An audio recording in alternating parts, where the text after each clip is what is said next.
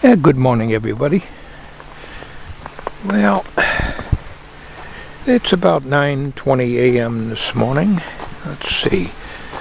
It's warmed up a little bit. Let's see what the thermometer says here. It's about 37 degrees or so. Yeah.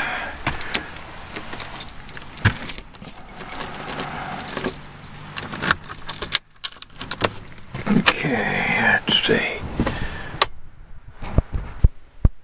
How you doing today? Well, I'm making a video, but it's not important. Just a little not important, not so important video. Here I have about a 7-year-old tractor battery. It's been dead for a few years.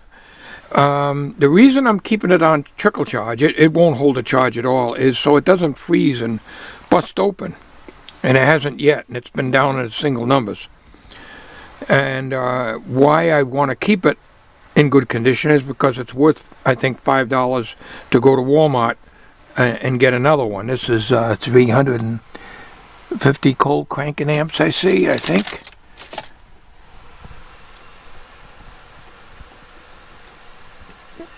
Cold cranking amps, 275. Yeah. And I had a hard time getting this particular one here when I bought it, because a lot of the cold cranking amps are less than that. But anyways, so I just keep it on a 1 amp trickle charger, and I can put a test on it right now, and it won't even register on the meter when it's under a load. I believe in these kind of load testers. This is a real old one. I've showed you this before in one of my very early videos. And it has a load nut that you turn down right here when you want to put it under load, and when it's screwed up, it's just reading on the meter. And this is the proper way, as far as I'm concerned, proper way of testing a battery. Now, on these kind of batteries, you don't want to keep a load of this type on here too long, because this is really made for an auto battery, and these are much lighter duty batteries, so you just really put it on very quickly. Here it tells you, like, I think 10 seconds or so. Well, I only put it on for a few seconds. I don't know if I can do this and be able to videotape too. I doubt it, but we'll give it a try. I don't have my tripod outside here. I'll take the load off, the charge off right now. Just get these out of the way, and then we'll try to put the load tester on it. See if we can get anything. Yeah, get my tripod. I dug it out of the corner of the shed here. I have one for outside and one for in the house. Alright, I don't know if you can see this or not, but we're going to put this is the negative here. This is the positive. My breath is steaming up the glass here. Alright, she reads 12 volts fine. She's not under load. Now I'm going to put the load on. Alright, the load is now on. Now we only do it a little bit. Now if this battery is good, she'll still be reading under the load section here, which would read down into here. But it's not going to, because we know it's no good. Yep. She won't even register. Just barely register. Just barely. I don't know if you can see that.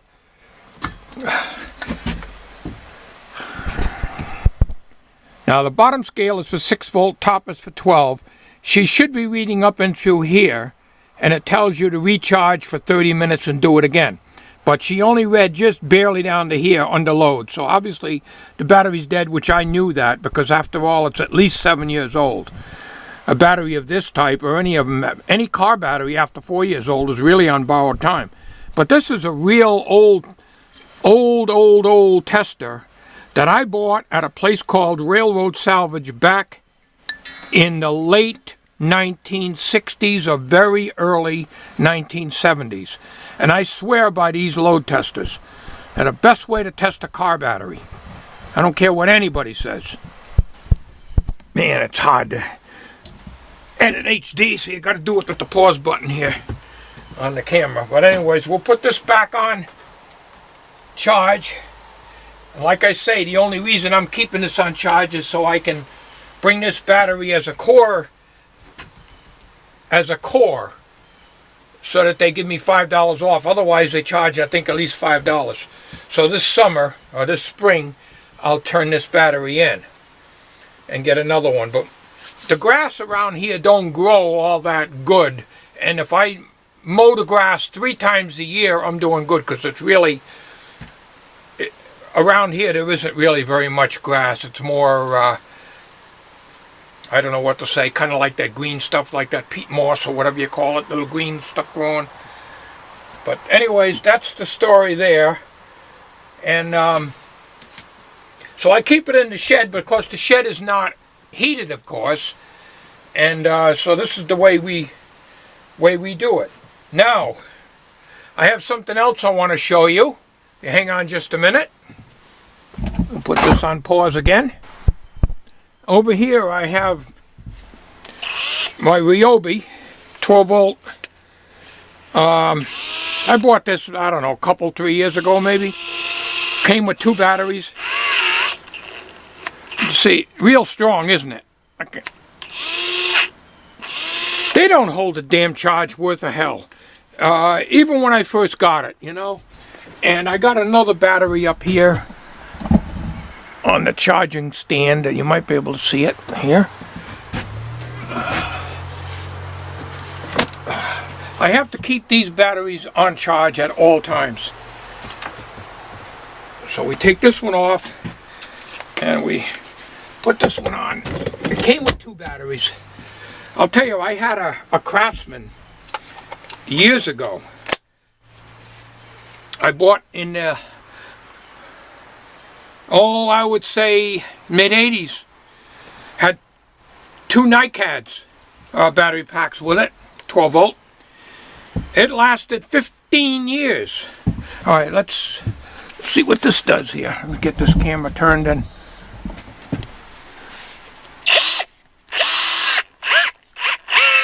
A lot different, huh?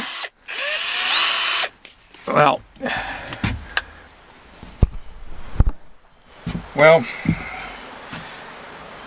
that just goes to show you the stuff they make now and the stuff that comes from China, they just don't hold up. Now, both of them battery packs do the same thing. A couple days ago, I made the same test. The battery sitting in the drill over here, just in the cold shed, just runs down by itself.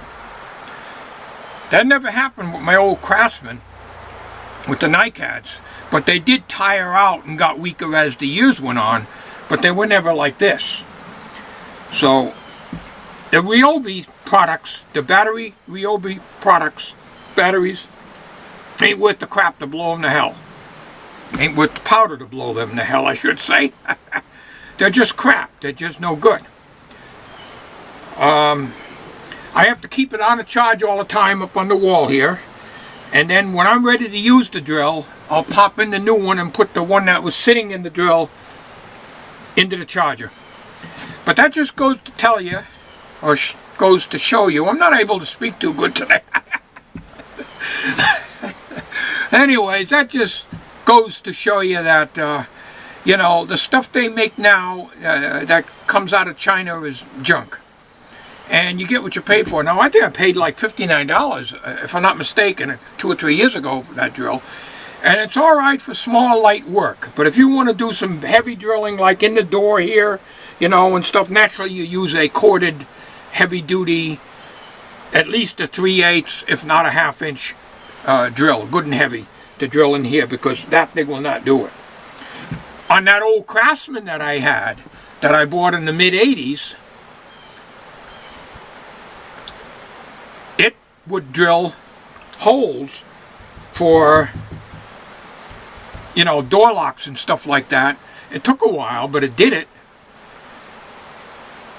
Anyways, that's it, folks. We're going to end it now because this is a HD video, 720p, straight from my Samsung W200. And if I talk any longer than this, the file size is going to be 500-600 megabytes, and we don't want that. Thank you for watching, folks. And as long as YouTube don't screw up and make me use my own name, I'll still be putting videos out. Thanks for watching. Have a good day. Now we got to shut this thing off.